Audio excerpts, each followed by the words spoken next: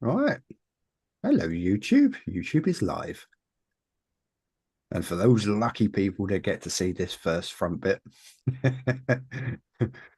you get to see all the cock ups and mistakes.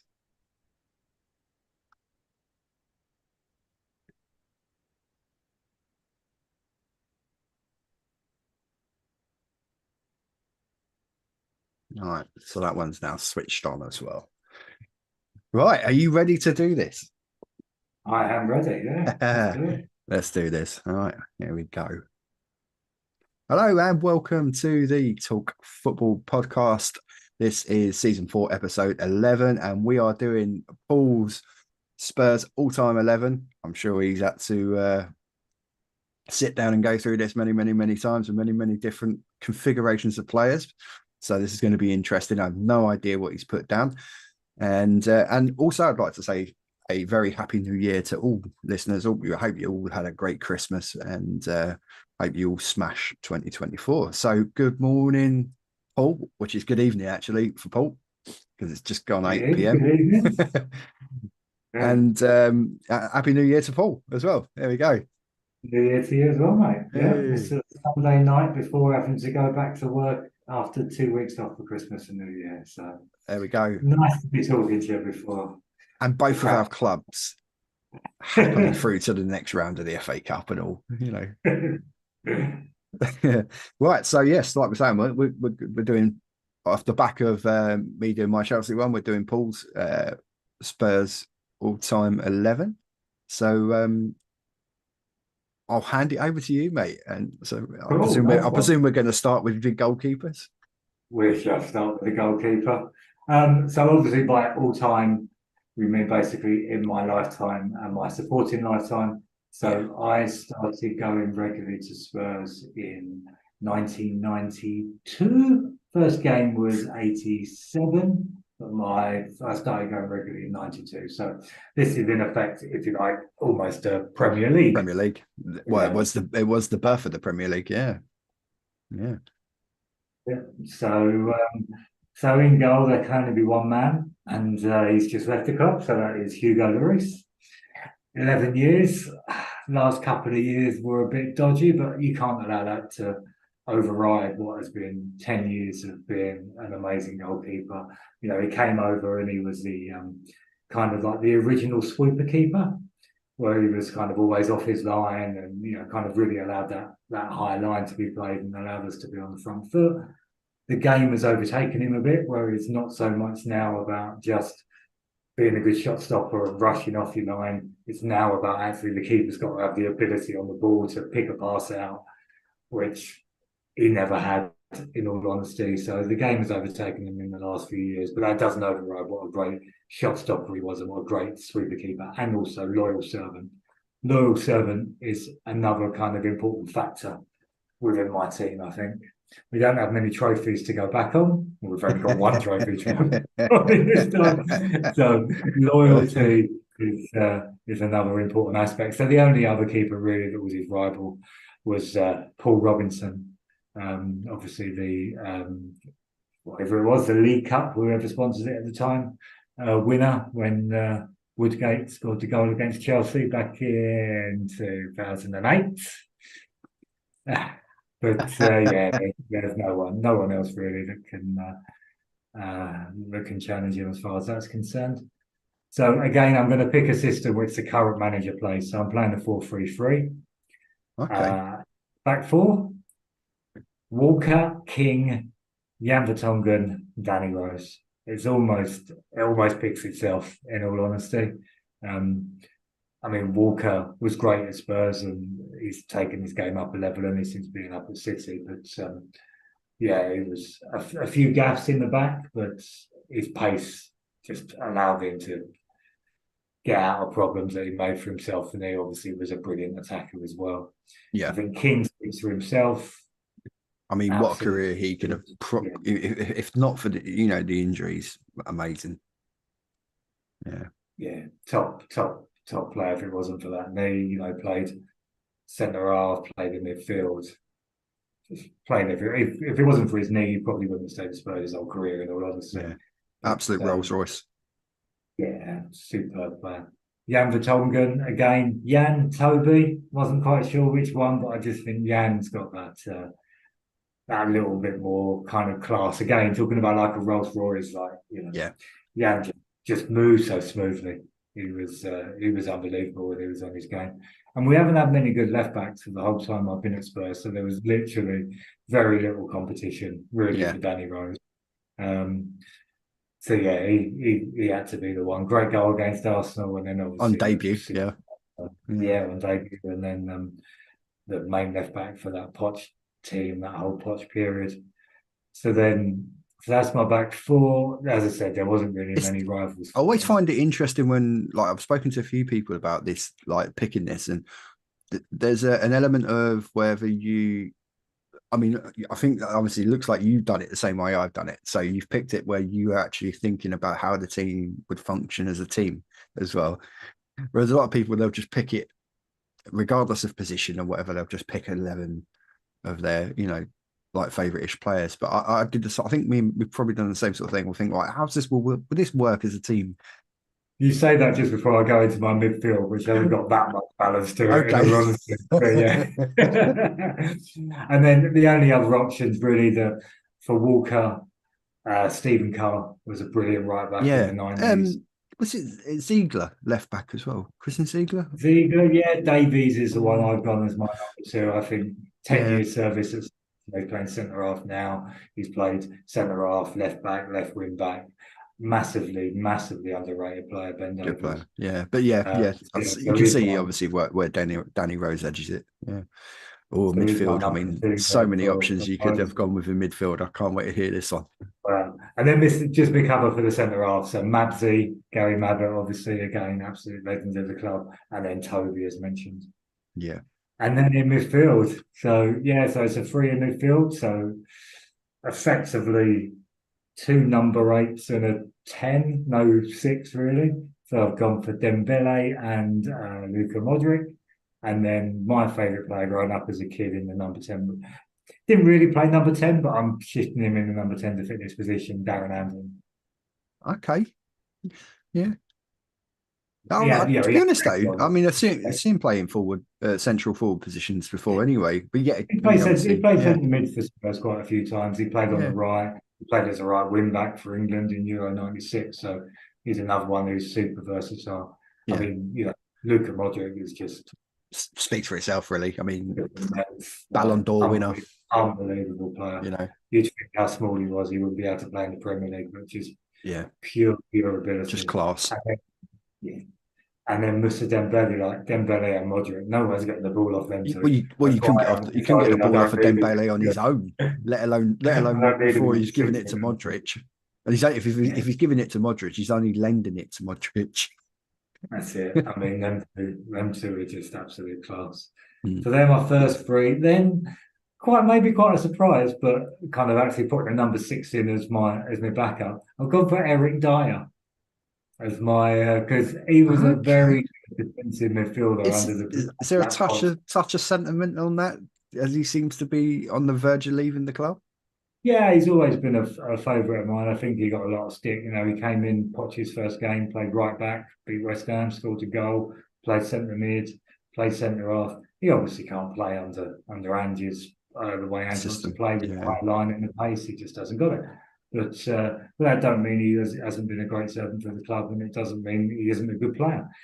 Yeah. Knowing the way things work with Spurs and players leaving and then going on to win trophies, go and put 50 quid on Bayern Munich to win the Champions League. It's probably what will happen. I'll tell you what. Obviously Harry's had an amazing start out there, and I've no doubt if that move does happen, that he would do brilliantly out there. And I don't think they would play him at centre back either. Because they're crying out. Kimmich has taken a fair bit of stick at the moment for them, and he's not really a combative defensive midfielder. And I see that's probably where they would play him, just in front of the back four, someone who's good on the ball, but equally adept at breaking the play up. Yeah. So yeah, solid choice. And my other two reserve midfielders. massively underrated, Tom Hudson and Delhi. So that's Delhi is my number 10, Byron Yeah. Huddleston behind in my other team. And then the front three, so many options, but again it comes back to kind of loyalty. So Klinsmann is nowhere to be found because he only played 18 months Yeah. for Spurs. He wasn't there really long enough. So I've gone for Bale on the right, Son on the left, and Harry up top. Ah, okay. Which is, I mean, they played together under Mourinho, but I obviously can I not can pretty peak Bale. I'm pretty much guess two of your um standby forwards would be because Go yeah, on then. be Robbie Keane and Go on Teddy. then. You got one right. Really? One of them's not there. Yeah. Okay. So Teddy up top, and then I've got Ginola, Yeah. who was immense for his time at Spurs. At the time, I had a season ticket in the Park Lane, like to the one side, so I could just you had Ginola running at you. You felt like from the seat I was in, you felt like you was the defender, and just seeing them taking them on and beating them, and then beating them Yeah. again and beating them again, coming back to beat them again, and they were just so perplexed. But for as great as Ginola was, he didn't have the end product of someone like, say, a Son or a Bale. Yeah. And then right, Teddy up top. But then the other guy I've gone for, again, I almost forgot about him, Christian Eriksen. Yeah. But this is the problem. This is the problem I had is that you think, right, okay, we'll do that, we'll do that. You go there, blah, blah, blah, blah. And then you think, and then you'll be having a conversation with someone and someone will go, oh, but you not think about putting him in? And you go, ah, shit. Yeah. There's so many options. It's so difficult to put it to 11. And you could probably do two or three, 11s to be fair. Yeah. It is difficult. It's actually horrible because then you actually start feeling bad because you think like, oh, but no, I really should put him in. but and then you think, yeah, but if it works as a team, and obviously a front three of Sonny, Bal, and Harry, not that front three for a few years was just ridiculous. Yeah. But, I mean, no one's stopping that. No. No one's stopping front three. Not with Bale at his peak. Oh, With something going, that would be amazing. I don't know if you But saw yeah, the pictures in the paper last week of Gareth on the beach uh, with his family. He's ripped. He's what 32. How's he still not yeah. playing? I mean, Pictures of Gareth Bale on the beach didn't quite make the Wellington Don post. I mean, the guy still looks incredibly fit. I mean, obviously, I know he plays a lot of golf, and obviously, his love affair with football was Yeah. over due to that last few It's years like at your mate Madrid. David But Hay, though, isn't it? David Hay always looked David great, Hay, jacket of a knob. but his body fell apart when he went in the ring. If anyone's a little bit confused by that, so basically, this goes back to a night where a few of us were watching the boxing. I can't remember the fight. Was it Carl? Was it Froch Kessler? I think it was Froch Kessler too. Oh, no, Frost Groves. Froch Wow. Groves, that's it. Froch Groves. Yeah. And David Hay was wearing this awful, awful, awful jacket, and I just threw out like this sort of like a random tweet, and because I thought he was talking a bit of nonsense. I didn't like his jackets. I did hashtag jacket of a knob, and it went everywhere. It went everywhere. So yeah, hashtag jacket of a knob. That was my first kind of like viral tweet I ever had.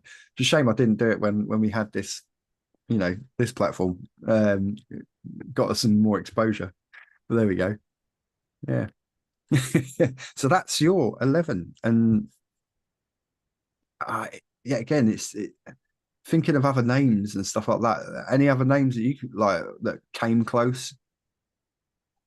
It was hard not to have Defoe or Keane in the second Yeah, team. Obviously, going back to my loyalty position as well, they're two guys. Robbie left and then came back. So did Defoe, but under different circumstances. And over here, as part of the Premier League highlights, we get like five best goals from, Steven Gerrard, Jermaine Defoe. And every time Spurs are on, they always show like the Jermaine Defoe ones. Mm, And his goals are amazing. they Like, are no amazing. backlift. You could shoot from anywhere. And you kind of forget sometimes.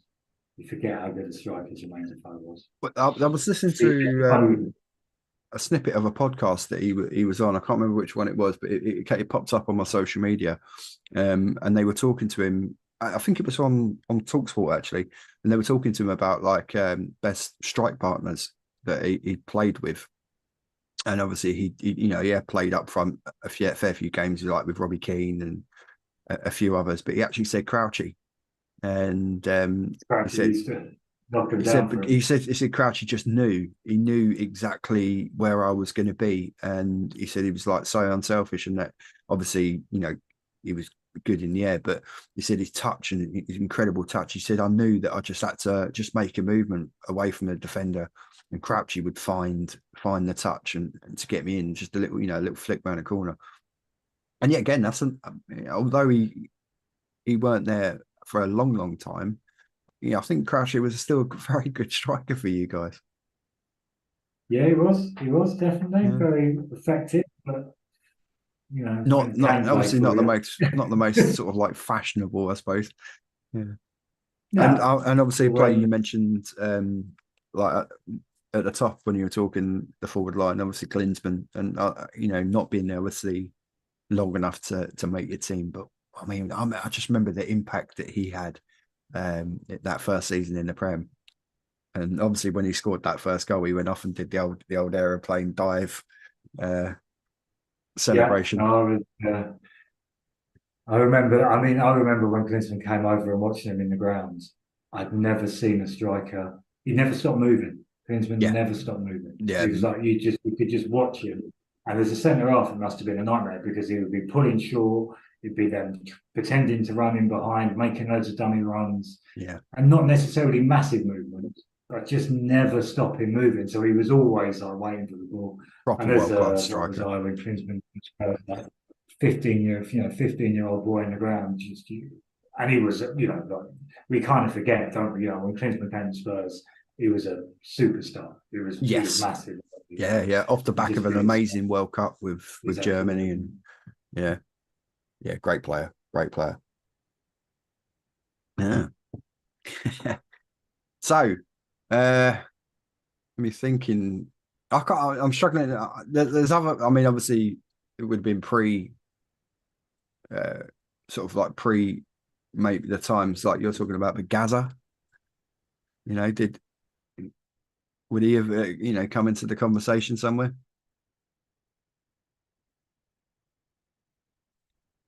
Ah, the technical gremlins. We lost Paul for a second there. I think we have him You back. just There we go, mate. He's back. Yeah, I was just saying, with Gaza, it got close. Yeah, it was a little bit before my time of going, Gaza. So, as I said, I didn't really start going regularly until 92, 93 season. So, I saw Gaza in a couple of games, but Yeah, not on my memory. I don't recollect it. I remember goals on telly. Like, I remember in obviously the 91 FA Cup run, which he basically almost won that FA Cup single handedly. But I don't remember seeing him. I never really saw him live enough to be able to compare him, in all honesty. yeah. Yeah. There's so many names. I mean, I suppose after this I could easily sit down, get on the old Google, and there'd be so many. It'd be interesting actually to look at. Obviously, if you're speaking to like other Spurs fans and whatnot via forums and stuff like that, and pop the question out to them to see how the lineups would differ from obviously from yours. I know that obviously after I did my Chelsea one, I spoke to a fair few, and there was so many different. But there was like a core of players that always seemed to, particularly anyone that was like my kind of age, and obviously a bit younger. The Premier, well, the Abramovich era. A lot of the players, you know, were in there from that. But then there was like little ones and twos of people that like, and you think, oh yeah, maybe I don't know. they didn't. Everyone's So got their favourites, and like the yeah, player so who's got the interesting ear to to the see. Like ground, or my obviously, favourite player in the kid. I know you've got obviously the Spurs New Zealand forum and all that. So it'd be interesting to see what they make of your picks and whatnot as well. To see if they have theirs any different. Yeah. There we I'll go. pull it out. See what There it they is. say. That is your Spurs all-time 11. Brilliant. So looking before we finish up on doing this episode on the I thought we'd just have a little quick little catch up on that, just obviously because you've been creeping back up the league again. Well, it was all going well and then I spoke to you, and we did a preview of the Tottenham game, and then Tottenham completely Yeah, it went off the imploded. rails. It was Injuries, a bit of a everything bad else. luck. And But since yeah, then, we've quite and the thing is it's almost unnoticed in a way, because like all of a sudden, I mean, they interviewed after the game the other day. They interviewed Andrew. He was like, "Oh yeah, you're only a few. Yeah, are you in the title race?" And he was very coy and a little bit bitey with the. I think we're starting to see a little bit more of an angry Ange coming through, which ain't a bad thing, I well, suppose. I mean, we're technically 6 points off the top. So, Yeah, are we in the title race as we speak today? Yes, we are. Will we yeah. win the league? No. I But I if think you're it's talking about being in the race, we are in the race. We can't yeah. afford to slip any back from 6 points, but No, I mean we are, City have got a we game in are in hand, the race. which if they We won't win, do it because like we're on a paper thin squad, and yeah, there's a chance. One, Ben Davies as an example, just did his hamstring in, so that's him done yeah. for probably 5 or 6 weeks We, now. And I then mean, every time talking of someone comes back, we lose transfers, you someone obviously else. So you have made an early move on the transfers, and in a former Chelsea forward coming in, but bit of a bit of a side. He's not one that you would have automatically thought. I mean, there was rumours of him going to Villa, which is Timo Werner.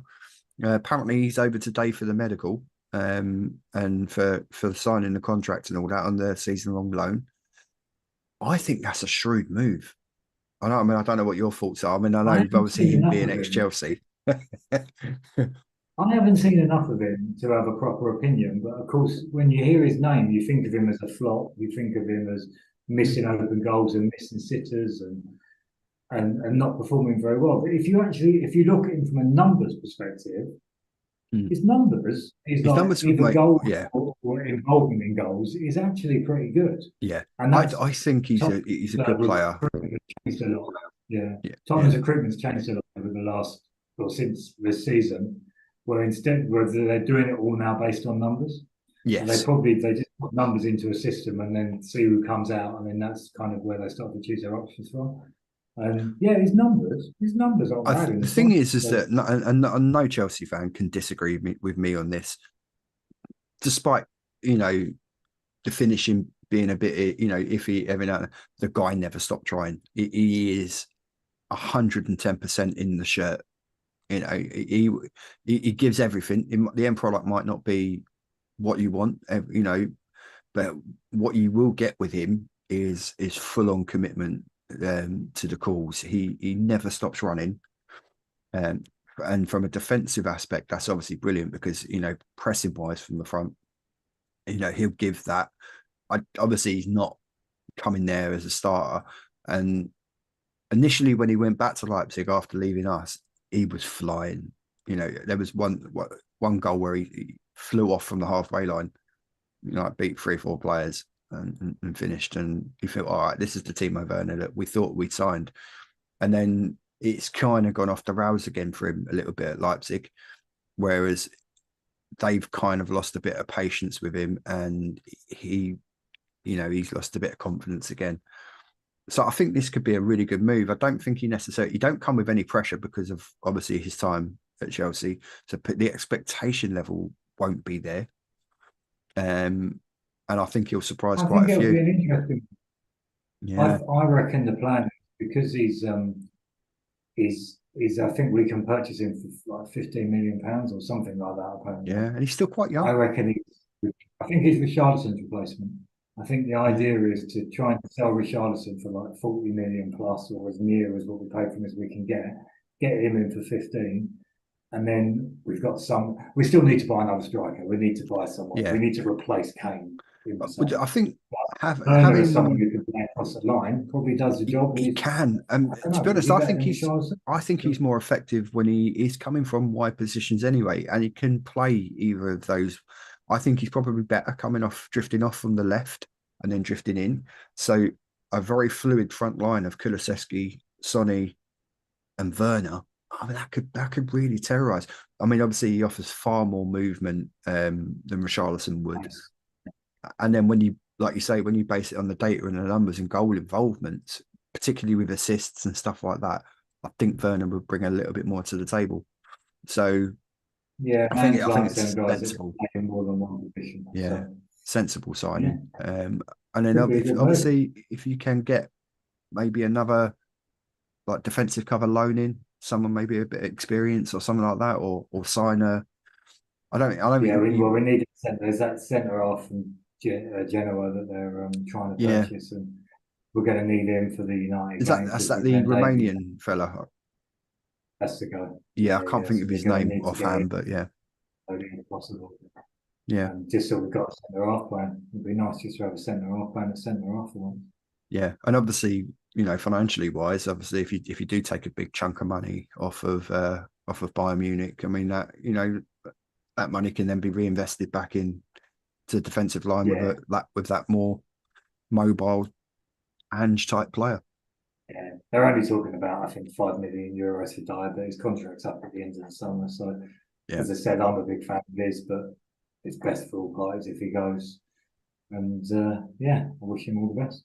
yeah. Right, so we're definitely going to need to have you back on towards the end of the transfer window, Let's and do it. to see. Obviously, we have to do it like we'll do like a Chelsea because no doubt we'll probably go out and spend another 300-400 million or something well, on a load of young players that are not ready to do what we need them to do. And obviously, I fully expect that we're going to be miles behind Spurs and every other club in the Premier League. I mean, I don't know if you caught any of the highlights from the FA Cup game, but a um, 4-0 victory on Preston was harsh on them because for 58 minutes, I was thinking, oh, what's going on here? So we definitely need to do. When's the? I can't remember. When's the reverse fixture? Chelsea Spurs. End of Feb, Ooh, so about okay, six, yeah. 7 weeks away. So yeah, we'll have to do another preview one of that as well. Yeah. Are you back to work tomorrow?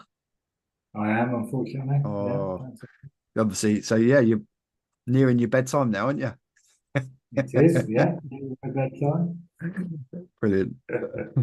Although I hope you got, obviously it's very light there still. So I hope you got pretty good blackout blinds and whatnot. Oh Yeah, it's going to go down pretty sharply now. yeah. Right. Well, there we go. So that's Paul's Nice one. all time Spurs 11 on this episode. Don't forget to get in contact with the show and via all the usual means. Obviously, there'll be the link to hit the link tree to get to everywhere you need. And the old-fashioned way of emailing. I call it the old-fashioned still, but yeah, get on your socials, get on the pod, and if you want to come on and give your all-time 11 for your club, no matter who you are or where you are in the world, then feel free to get in contact and do so. Because it's always an interesting one, and to see who gets. I think more than anything to see who gets left out. And yeah, so that's that. Season 4, episode 11. Paul Spurs all-time 11 in the bag. Cheers, Paul. No worries, mate. Anytime. There we go. And Paul will be back very, very soon. One to preview to have a look at what we did in the transfer market, both clubs. And then obviously to preview that game towards the end of February. It'd be interesting to see where we are. We'll probably be in the relegation zone, and Spurs will probably be about 5 or 6 points off the top. And Paul probably still doubting whether they'll do it. Nice one. All right. Thank you. Thank you very much, everyone, for watching and listening to us on the podcast. And like I said at the top, Happy New Year, and we shall catch you on the next episode.